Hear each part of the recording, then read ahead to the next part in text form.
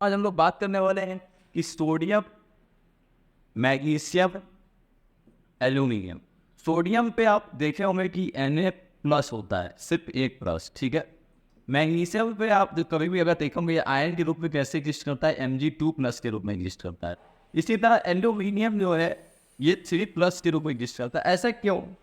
ऐसा क्यों होता है? सोडियम जो है ये 2+ यानी 2+ क्यों नहीं एग्जिस्ट करता है, और मैग्नीशियम सिंपली ये क्यों नहीं एग्जिस्ट करता है, और ये एल्यूमिनियम ये 2+ क्यों नहीं एग्जिस्ट करता है, ये क्यों एग्जिस्ट नहीं करता है, सिर्फ यही सब क्यों करते हैं।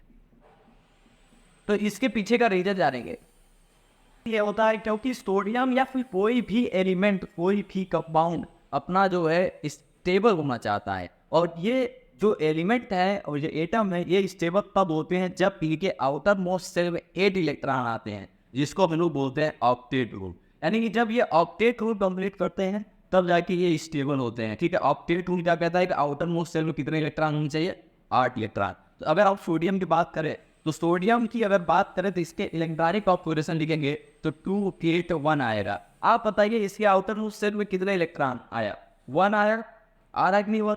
इस 1 को हटाना पड़ेगा, क्यों? क्योंकि 1 को हटाएंगे इसको 8 बनाने के लिए, आउटर मोस्ट शेल को 8 इलेक्ट्रॉन बनाने के लिए कि तो आप 1 को हटाएंगे या फिर इसमें 7 इलेक्ट्रॉन जोड़ेंगे। लेकिन 7 इलेक्ट्रॉन जोड़ना ज़्यादा कठिन है, हमको ज़्यादा एनर्जी देनी पड़ेगी, ठीक है।